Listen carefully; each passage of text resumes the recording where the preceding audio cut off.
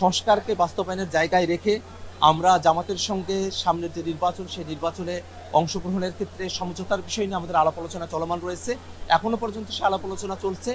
চূড়ান্ত সিদ্ধান্ত এখনো পর্যন্ত গৃহীত হয় নাই। চূড়ান্ত সিদ্ধান্ত গৃহীত হলে পরে আমরা আপনাদেরকে বিস্তারিত জানাতে পারবো। আর যত নাগরিক পার্টি বা নাগরিক কমিটি হওয়ার সময়কালের এই সময়টাতেই অনেকেই আমাদের দলে অন্তর্ভুক্ত হয়েছেন, হয়তো অনেকে পদত্যাগও করেছেন। কিন্তু এটা একটা রাজনৈতিক দলের বিকাশের ক্ষেত্রেই পদত্যাগ বা যোগদান করা এটা খুবই স্বাভাবিক একটা ঘটনা প্রবাহ। আমরা পার্টির যারা নেতৃত্ব আছি, পার্টির যারা সাধারণ সদস্যরা যারা আছি, আমরা পার্টির সিদ্ধান্তের প্রতি আমরা অটল থাকবো এবং আমরা মোটা থেকে যেটা চাই যে বাংলাদেশে একটা নতুন রাজনীতি দাঁড় করানো প্রয়োজন।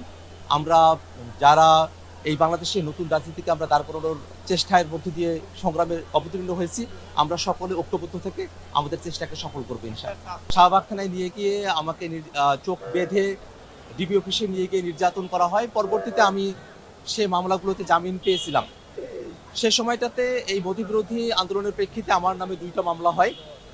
সেখান থেকে পরবর্তীতে বিস্ফোরক দ্রব্য আইনে আরও একটি মামলা উদ্ভূত হয়।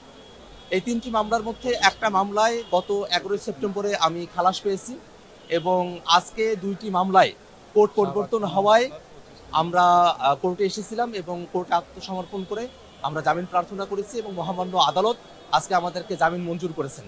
বিগত আওয়ামী ফেসিবাদের সময়টাতে অসংখ্য ভুয়া মামলা, অসংখ্য নিপীড়নমূলক মামলা, অসংখ্য জালিয়াতি মামলা, এই মামলাগুলো বাংলাদেশের বিরোধী রাজনীতির সঙ্গে যারা যুক্ত ছিলেন, যারা সাধারণ মানুষ ছিলেন, তাদের ব্যাপারে এই মামলাগুলো করা হয়েছে।